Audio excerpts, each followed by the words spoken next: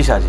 اچھا یہ جو مسئلہ ہے کہ یہ ارتداد والا نعوذ باللہ صحابہ کرام پہ بس کرو شاہ جی ہن تسی آخری بم چھڈن لگے ہو.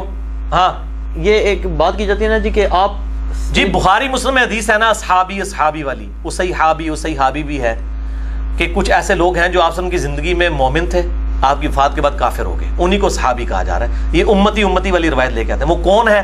میں نے مسئلہ 96 میں بتایا کہ منکرین زکوٰۃ، مسلمہ کذاب کے ساتھ ملنے والے، حضرت ابوبکر صدیق کے دور میں جو ارتداد کا شکار ہوئے. بخاری مسلم میں آتا ہے ارتداد تو وہی ہوتا ہے جو آپ کی زندگی میں مسلمان تھا، حضرت ابوبکر کی زندگی میں وہ کافر ہو گیا. یہ وہ لوگ ہوں گے. شیعہ کی تکفیر کی باقی جو ہے نا وہ ہاں تکفیر کا معاملہ یہ ہے میرے بھائی جی، تکفیر کا معاملہ جو ہے نا یہ مسئلہ بڑا ایک ڈیفرنٹ ہو جاتا ہے. اس طرح اینالوجیز بنانی شروع کر دینا اگر ہم تو معاملات بڑے بگڑ جائیں گے. مثال کے طور پر صحیح مسلم میں حدیث ہے علی سے صرف محبت رکھے گا مومن، علی سے بغض رکھے گا صرف منافق. اب اس حدیث کے تحت جن جن لوگوں نے حضرت علی کو تکلیفیں دی ہیں ان کے اوپر ہم منافقت کا فتویٰ کیا لگانا شروع کر دیں گے؟ ان کو تعویل کی غلطی لگی ہے. اس طریقے سے آج اگر کسی تک کوئی دین ایسا ٹیمپرڈ فارم میں پہنچا ہے، آپ بجائے ان کے اوپر کفر کا فتویٰ لگانے کے ان کی اصلاح کرنے کی کوشش کریں کہ بھائی یہ جن لوگوں کے اوپر آپ کفر کے فتوے لگا رہے ہیں ان کی شان میں نہج البلاغہ میں خطبے ہیں، اور معاویہ بھی جو ہے اس کو بھی کافر حضرت علی نے کبھی نہیں کہا، اس کو منافق نہ کہیں. آپ ان کی اصلاح کرنے کی کوشش کریں. ان تک بات یہی پہنچی ہوئی ہے.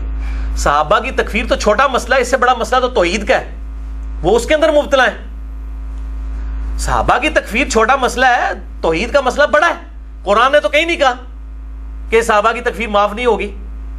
پکڑ بھی سکتا ہے اللہ تعالیٰ. صحیح مسلم میں حدیث ہے جس نے کسی کو کافر کہا دونوں میں سے کافر ہو گیا، لیکن یہ اس صورت میں ہے کہ جب کوئی شخص اس کو مسلمان سمجھتے ہوئے کافر کہے. حضرت عمر نے نہیں تھا کہہ دیا ابن ابی بلتا کو، جس نے حضور کی مخبری کر دی تھی، صحیح بخاری میں آتا ہے.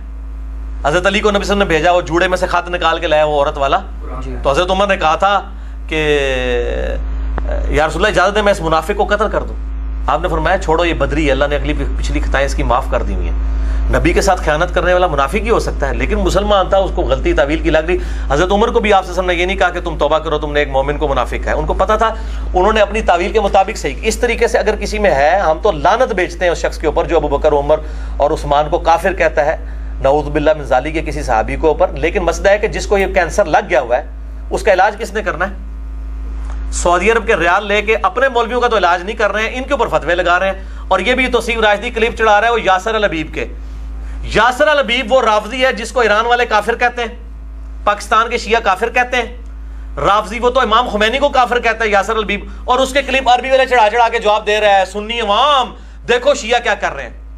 اور شیعہ تو اس کو خود خبیث کہتے ہیں. یہ تو اسی طریقے سے ہے کہ میں قادیانیوں کے کلپ چڑھاؤں اور میں کہوں کہ جی دیکھو سنی شیعہ عوام یہ قادیانی کیا کر رہے ہیں، یہ تم اہل سنت میں سے ہی نکلے ہوئے ہیں. قادیانی کس میں سے نکلے ہیں؟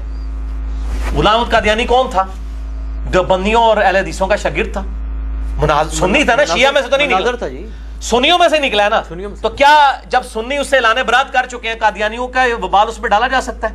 یاسر الحبیب خبیث جو وہ بیٹھا ہوا ہے عرب ملکوں کے اندر اور وہ تقریریں کر کے تو سیدہ عائشہ کے بارے میں بکواس کرتا ہے اور قنوت نازلہ پڑھ رہا ہوتا ہے ابو بکر کے اوپر، عمر کے اوپر. ان کی یہ باتیں بتاتے ہیں. ان کو یہ پوچھو اللہ کے بندو، ان کے اوپر جو لعنت کر رہے ہو تم اپنا ٹائم ضائع کر رہے ہو. تو یہ بھی ساتھ پھر بتاؤ منافق نہ. میں نے پوری بات بتائی ہے، میں کہتا ہوں اس پہ بھی لعنت ہے، اور اس کے خلاف لیکچر چڑھانے والے جو ہیں وہ خود لعنت کے مستحق ہو رہے ہیں، حق چھپا کے آدھی بات کر رہے ہیں کہ اس کو تو شیعہ جو ہے خود رافضی کہتے ہیں. سعودی عرب میں اپنا ایران میں پابندی ہے اس شخص کو، ایران سے اس کو ملک سے نکالا گیا اسی خبیثت کے بعد. اور خامنائی صاحب نے فتویٰ دیا ہے باقاعدہ اس کے خلاف کہ یہ خبیث کا ہم سے کوئی تعلق نہیں ہے. ٹھیک ہے نا جی. تو جس چیز کو وہ آن ہی نہیں کر رہے آپ ان کے حوالے کمزور پیش کر کے تو وہ مطلب ان کو چڑھائی کرنے کی کوشش کر رہے ہیں. بالکل بےایمانی کر رہا ہے یہ. بھائی ریال آپ نے حلال کرنے، خدا کے لیے سچی بات کرو، ان لوگوں کا رد کرو جن کا رد بنتا ہے. ٹھیک ہے نا جی. یہ کس کو اور پھر آپ نے جواب دینا ہے، وہ عربی میں کلپ ہے نا، تو عربی میں جواب دو، آگے عربی میں جواب دینا پتہ لگے. اردو میں کلپ دکھا کے وہ جواب دے رہا ہے. ٹھیک ہے نا جی. تو اس طریقے سے یہ معاملات کر رہے ہیں تو ان کو مطلب شرم و حیا کرنی چاہیے. تو اس طریقے سے نہیں ہوتی چیزیں.